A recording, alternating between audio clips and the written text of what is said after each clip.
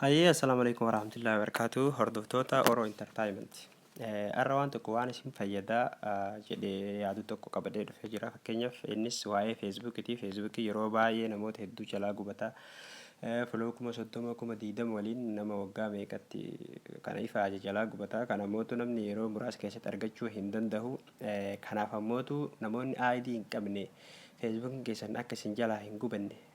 Walumaa galatti paarsantii 60 isin fayyadee yaada akka dafee isin jalaan gubanne jechuudha. Namoonni ID qabdanis isin jalaa gubates akka inni dafee isin deebi'uuf wanni kun furmaata ta'a guyyaa 2-3 sa'aatii muraasatti akka inni dafee isin deebi'uuf jechuudha. Namoonni ID hin qabne mootu paarsantii 60 akka namni maanta kalama riippoorti godhee isin jalaa hin gubneef baay'ee isin fayyada. Kanaafuu aga viidiyoo kanatti akka hordoftan. Kiroom seentanii kiroom erga seentan booda haala kanaan isinii baha. Mobaayila keessan bifa kompiitaraatti deebisuu barbaachisaa jechuudha.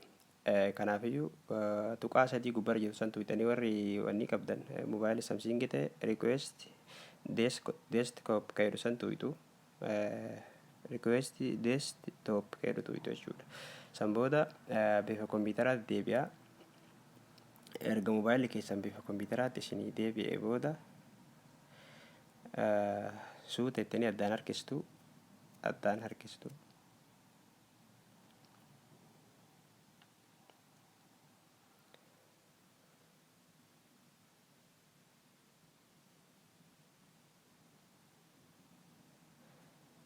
Mobaayila keessan addaan harkistanii haala kanaan addaan harkistanii tuqaa gaddeebitu xiqqoo sanni argitan jedhee yaada tuqaa san tuqxu san erga tuqxan booda asirratti qindaa'ina jedha kiyya irratti keessan irratti ammoo sitingi jedha erga san tuqxan booda sitingi irratti tuqxan jechuudha. San erga tuqxan booda sitingi isa jedhu tuqaastanii kiyya irratti ammoo afaan oromoo waan ta'eef keessan irratti afaan oromoo nama irratti hin deeffatin. Sitting kan jedhu sitting kan jedhu erga tuqxan booda haala kanaan maqaa jedha keessan irratti name jedha kiyya irratti ammoo maqaa fayyadamaa kan jedhu kun bakka keessan irratti username jedha jechuudha.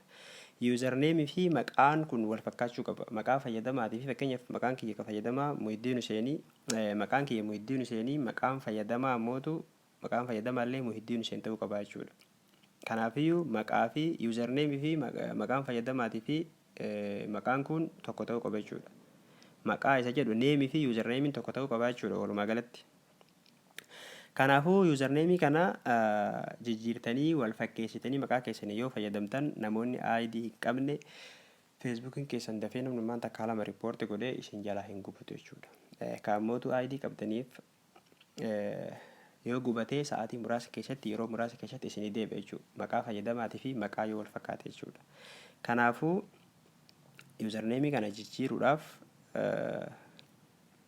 maal gootu kun asitti kiyya Muhiddiin Huseen jedha. Username kana jijjiiruudhaaf keessan irratti edit jedha kiyya irratti sirreessi jedha bakka sirreessi jedhu kana keessan irratti edit jedha edit san tuqxu jechuudha. Edit san yeroo tuqxan booda haala kanaan isin dhufa.